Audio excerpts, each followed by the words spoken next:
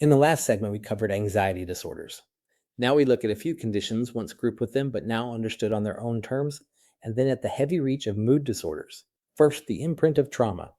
Post-traumatic stress disorder, or PTSD, can develop after a person experiences or witnesses a deeply traumatic event: combat, assault, disaster, severe accident. Long after the danger has passed, the mind keeps reliving it. The hallmark symptoms include intrusive memories and flashbacks, nightmares, severe anxiety, emotional numbing, and a desperate avoidance of anything that recalls the trauma. The person's alarm system, in a sense, has become stuck in the on position. Importantly, PTSD is not a sign of weakness. It's an understandable response to an overwhelming experience, and it's treatable. Next, obsessive compulsive disorder, or OCD, a condition widely misunderstood and trivialized in everyday speech. OCD involves two linked parts. Obsessions are intrusive, unwanted, distressing thoughts that the person can't dismiss. Fears of contamination, of harm, of having done something terrible. Compulsions are repetitive behaviors or mental acts the person feels driven to perform to relieve the anxiety the obsessions create: washing, checking, counting, arranging. The tragedy of OCD is that the compulsion brings only brief relief before the obsession returns, trapping the person in an exhausting loop. This is worlds away from simply liking things tidy. Now we turn to the mood disorders, which are among the most common and most serious conditions of all.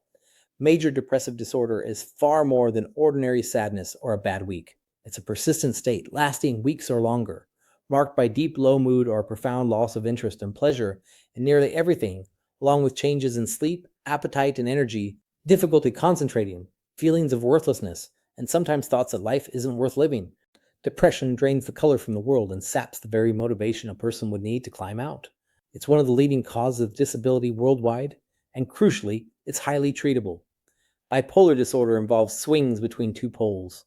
There are depressive episodes like those just described, alternating with periods of mania, abnormally elevated mood, racing thoughts, grandiosity, little need for sleep, and impulsive, sometimes reckless behavior.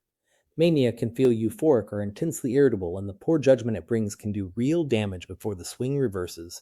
These conditions, again, arise from the interplay of biology, psychology, and life circumstance. They are medical conditions, not character flaws. In the next segment, we turn to one of the most severe and most misunderstood disorders of all, schizophrenia.